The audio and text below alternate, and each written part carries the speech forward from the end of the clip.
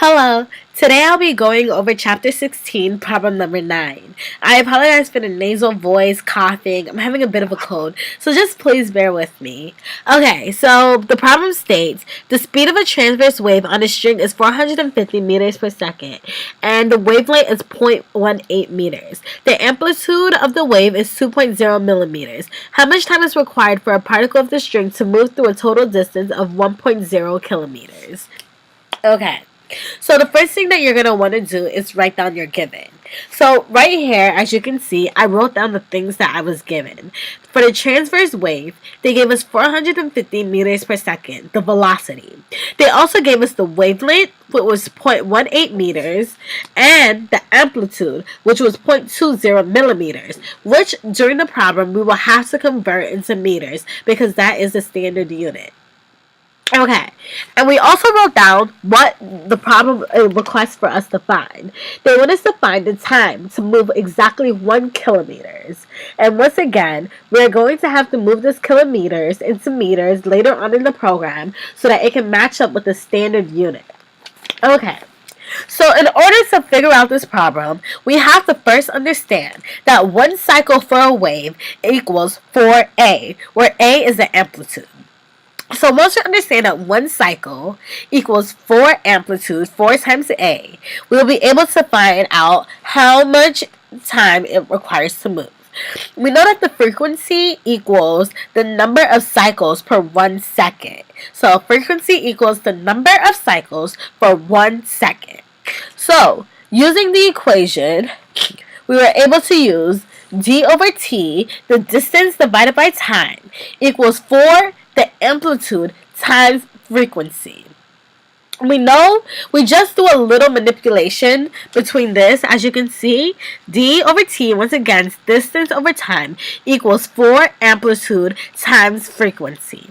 So in order to find the time, we have to manipulate the equation in order for us to find time. So in order to manipulate it, we first bring the t, you have to times t by both sides. So we have t over here, we bring it to this side, which allows us to have d, distance, equals 4 amplitude, frequency times time. So once we have that, we divide distance by 4 amplitude frequency in order to have time by itself. So by doing that, we have time equals 4 amplitude times frequency. Frequency, like we said, is the number of cycles per 1 second, which it can also be noted as v over wavelength.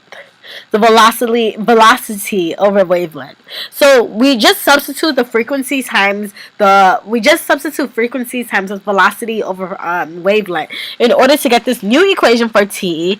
D equals d divided by 4 amplitude, v divided by wavelength. So that equals t. So basically now everything that we need has been given. We just rearrange the problem just a little bit in order to have this equation. D wavelength divided by 4 amplitude velocity equals t.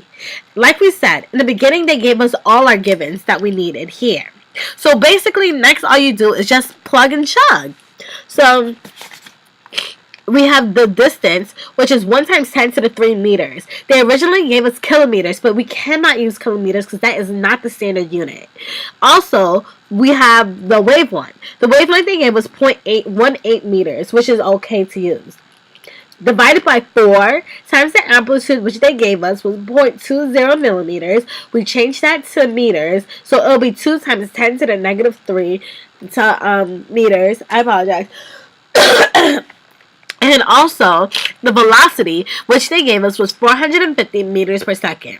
By doing that, we will get our final answer, which is 50 seconds. So the time needed to move 1 kilometer is exactly 50 seconds. Thank you.